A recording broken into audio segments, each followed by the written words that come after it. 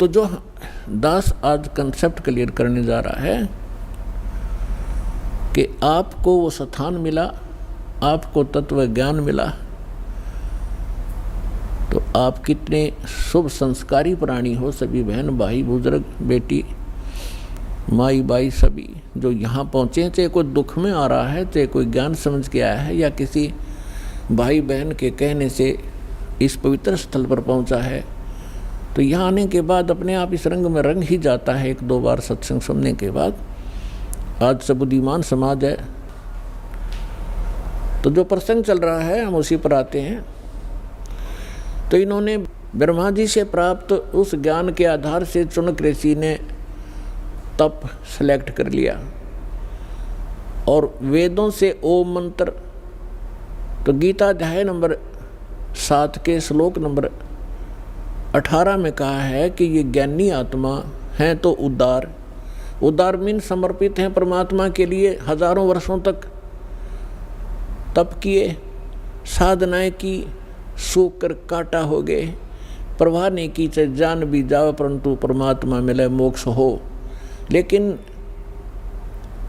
किक्कर बबूल का बीज बो के और आम की आस करना महामूर्खता होती है।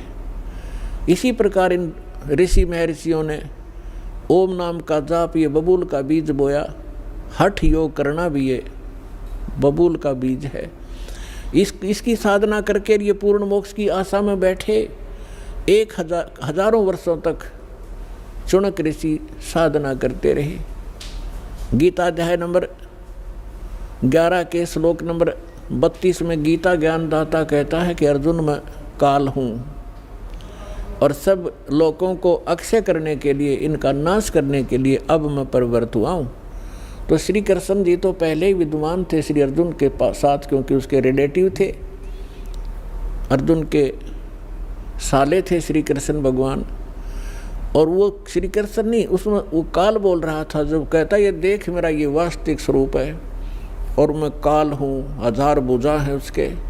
और गीता अध्याय नंबर 11 के श्लोक नंबर 21 में अर्जुन कह रहा है कि भगवान आप तो इन सभी ऋषियों को खा रहे हो, सभी देवताओं को भी खा रहे हो, सिद्धों के समुदाय आपके सामने हाथ जोड़कर खड़े हैं और वेदों के सूक्तों से आपकी ही स्तुति कर रहे हैं और आप उनको भी खा रहे हैं। तो गीता अध्याय नंबर 11 के श्लोक नंबर 32 में गीता ज्ञानदाता कहता है कि मैं तो काल हूँ भाई, और इन सब को खाने के लिए अब प्रवृत्त हुआ हूँ। तो गीता अध्याय नंबर 11 के श्लोक नंबर 47-48 में ये गीता ज्ञानदाता कहता है कि ये मेरा वास्तविक रूप है, मैं ऐसा हूँ जो अब तुम्हें दिखा है, और मेरे इस रूप के दर्शन तेरे अतिरिक्त पहले कभी किसी ने नहीं हुए और आगे नहीं हो सकते। मैं ना किसी जप से, ना तप से, ना किसी क्रिया से और ना किसी वेदों में वर्णित विधि से मेरी प्राप्ति नहीं हो सकती। ब्रह्मा जी ने 4 युग तक साधना की, नहीं मिला। आखिर में आकर अपनी माँ को झूठ बोल दी कि मुझे प्राप्त हुआ, क्योंकि वेद उसने पढ़े थे और वेदों में परमात्मा साकार है।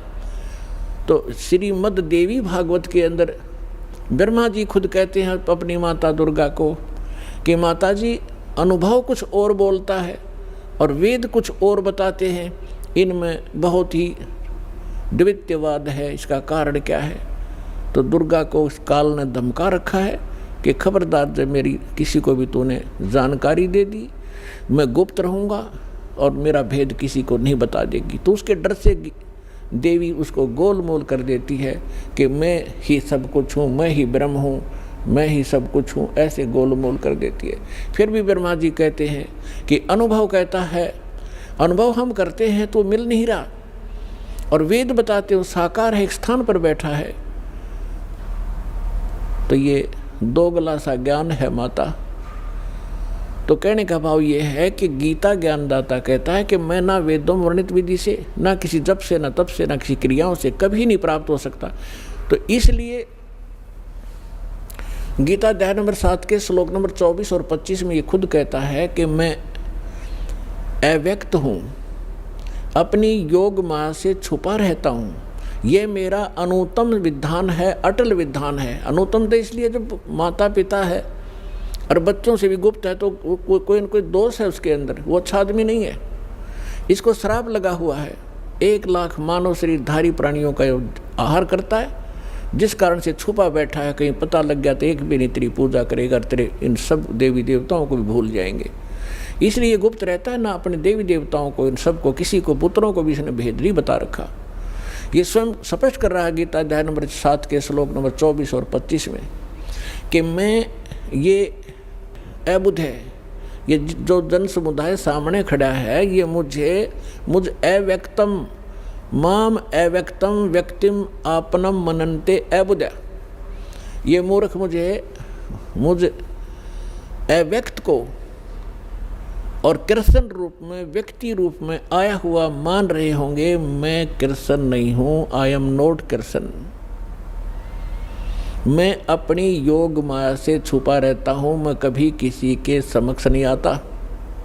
गीता अध्याय नंबर 4 के श्लोक नंबर 5 और 9 में ये स्पष्ट कहता है कि अर्जुन, तेरे और मेरे बहुत जन्म हो चुके, तू नहीं जानता, मैं जानता हूँ। और मेरे जन्म और कर्म अद्वितीय हैं, अलौकिक हैं।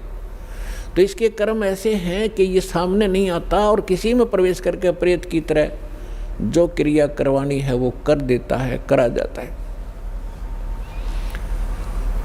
तो ये कहता है, तो ब्रह्मा विष्णु महेश ने साधनाएं की, परमात्मा मिला नहीं। इन्होंने निराकार विधान बना दिया कि परमात्मा निराकार है। तो इसी प्रकार जो प्रसंग चल रहा है हम उसी पर आते हैं। इस चाणक्य ऋषि ने वो साधनाएं प्रारंभ की जो सभी ऋषि पहले से ही डले ढो रहे थे। उससे वो परमात्मा तो मिलना है ही नहीं, ये एटम बम बन जाते हैं, एटम बम। अगस्त ऋषि ने सारे जीवन में डले ढोके एक सिद्धि प्राप्त कर ली, सब सागर पीण की। बता, सारे जीवन को नाश करके उसने एक ये प्राप्त किया कि सब सागर पी लिया।